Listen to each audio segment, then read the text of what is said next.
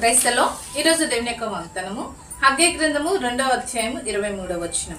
నేను నిన్ను ఏర్పరచుకుని ఉన్నాను. దేవుడి వాక్యం దించునుగాక.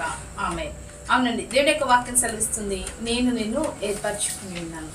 ఏర్పరచుకున్న వాడను నేను. లోకంలో పాపంలో శాపంలో ఉన్న నిన్ను నేను ఎన్నుకొని నేను ఏర్పరచుకున్నానని దేవుడు మరొకసారి జ్ఞాపకం చేస్తున్నాడు.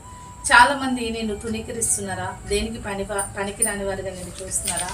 నువ్వు కూడా అనుకుంటున్నావా నేను ఎవరికి అవసరం లేదు, దేనికి పనికిరానని నువ్వు అనుకుంటున్నావేమో. కానీ దేవుడు చెప్తున్నాడు, వాళ్ళకి నువ్వు పనికిరావేమో, ఎవరికో నువ్వు అవసరం లేదేమో, నువ్వు కూడా పనికిరాని దానిగా పనికిరాని వాడిగా ఎంచుకుంటున్నావేమో. కానీ నేను నిన్ను ఏర్పరచుకుని ఉన్నాను. అవునండి, మోషేని ఏర్పరచుకున్న దేవుడు, దావీదును ఏర్పరచుకున్న దేవుడు, దానియేలును ఏర్పరచుకున్న దేవుడు, అనేక మంది భక్తులను ఏర్పరచుకున్న దేవుడు చెప్తున్నాడు, నేను నిన్ను ఏర్పరచుకుని ఉన్నాడు.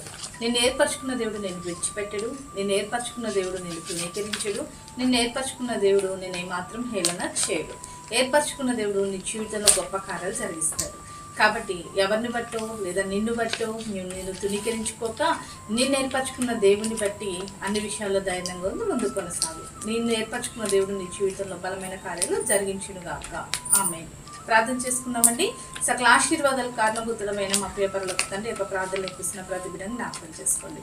నీ బిడ్డలను నువ్వు ఏర్పరచుకున్నావని మరొకసారి వారితో మాట్లాడిన గొప్ప దేవుడో, ఏర్పరచుకున్న దేవుడో నీవని వారు గ్రహించి అన్ని విషయాలు నీ మీద ఆధారపడే ధన్యతను దయచేయమని యేసు నామములో ప్రార్థిస్తున్నాం తండ్రి. ఆమేన్.